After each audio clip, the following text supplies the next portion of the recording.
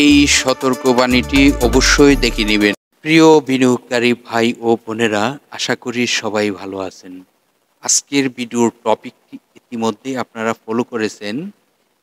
IT সেক্টরের এই স্টকটি কিছু একটা হতে পারে।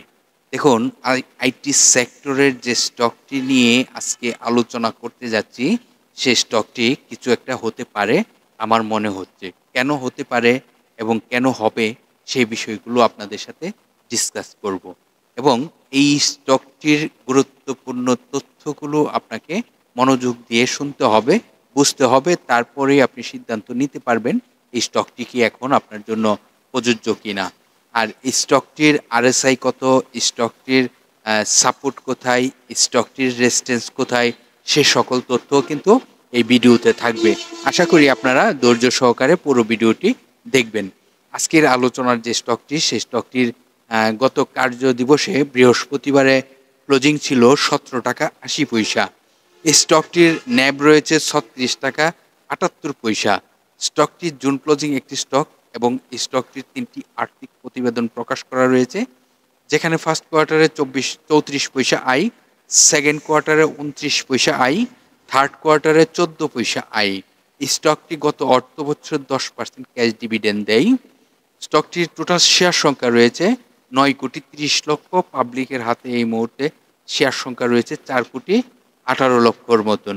আজকের আলোচনার যে স্টকটি, সেই স্টকটি ডিএসসির ওয়েবসাইট থেকে আরও অনেক তথ্য দেখানোর চেষ্টা করব। ইতিমধ্যে আমরা ডিএসসির ওয়েবসাইটে প্রবেশ করলাম এবং ডিএসসির ওয়েবসাইট থেকে আমরা দেখতেই পারতেছি আজকের আলোচনার যে স্টকটি আমরা নেট স্টকটি বিগত 52 ওয়ার্কিং ডের মধ্যে 15 টাকা 60 পয়সা সর্বনিম্ন প্রাইজে আসে এবং সর্বোচ্চ প্রাইজ হয়েছিল 37 টাকা 70 পয়সা পর্যন্ত। স্টকটি আইটি সেক্টরের একটি স্টক এবং এই স্টকটি বাংলাদেশ পুঁজিবাজারে তালিকাভুক্ত হয় 2017 সালে। কোম্পানিটি জেড ক্যাটাগরিতে রয়েছে, এই বিষয়টি আপনারা অবশ্যই নলেজে রাখবেন। আর এই কোম্পানিটি বাংলাদেশ পুঁজিবাজারে তালিকাভুক্ত হওয়ার পর স্টক ডিভিডেন্ড এবং ক্যাশ ডিভিডেন্ড দিয়ে আসতেছে। তো এই স্টকটি জেড ক্যাটাগরি যাওয়ার একটি কারণও আছে, সেটি আপনারা জানেন। আর এই স্টকটি শর্ট টাইম এবং লং টাইমের যদি আমরা লোন দেখি, তাহলে দেখতেই পারতেছি শর্ট টাইমের জন্য লোন রয়েছে এবং লং টাইমের জন্য লোন রয়েছে, তবে সামথিং লোন।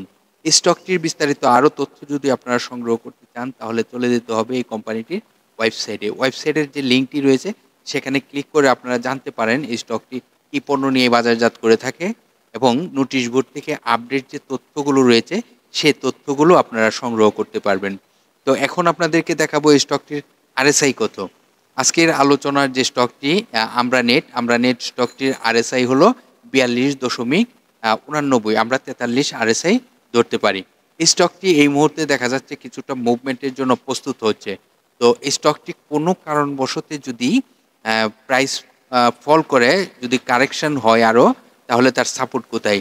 আপনারা এই স্টকটির প্রাইস জানেন যে 17 টাকা 80 পয়সায় ক্লোজিং এবং এই স্টকটির সাপোর্ট হলো 16 টাকা 90 পয়সা।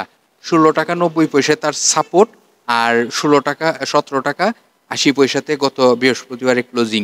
এখন এই স্টকটি যদি এখান থেকে মুভমেন্ট আসে, তাহলে তার রেজিস্ট্যান্স কোথায়, যে রেজিস্ট্যান্সটি যাওয়ার আমরা সম্ভাবনা দেখব। তো রেজিস্ট্যান্সটিও কিন্তু আমাদের ফলো করার প্রয়োজন, কারণ এখান থেকে মুভমেন্ট যখন আসবে, তখন এই রেজিস্ট্যান্সটি টাচ করার সম্ভাবনা থাকবে। সর্বপ্রথম আপনাদেরকে বলবো যেটি, এই রেজিস্ট্যান্সটি আপনারা ফলো করবেন। যদি এই রেজিস্ট্যান্সটি ব্রেকআউট করতে পারে, তাহলে স্টকটি কিন্তু আরও ভালো প্রাইস হওয়ার সম্ভাবনা থাকবে। সর্বপ্রথম আপনাকে ফলো করতে হবে 18 টাকা 50 পয়সা। 18 টাকা 50 পয়সা রেজিস্ট্যান্সটি যখন ব্রেকআউট করতে পারবে, স্টকটি কিন্তু আরও অনেক ভালো প্রাইস হবে। তবে এই প্রাইসটি কিন্তু অনেক প্রাইস হওয়ার মতন একটি স্টক, এটিও কিন্তু আপনাদের মাথায় রাখবেন। এই স্টকটির বিগত দিনগুলোতে হয়েছে কেন, আমরা এগুলো ভুলে গিয়ে স্টকটিকে নজরদারিতে রাখতে পারি। আর পরবর্তী এই স্টকটি যদি 18 টাকা যে সামথিং প্রাইসটি, এটি যদি ব্রেকআউট করতে পারে, তাহলে 23 টাকা 90 পয়সাতে যাওয়ার সম্ভাবনা থাকবে।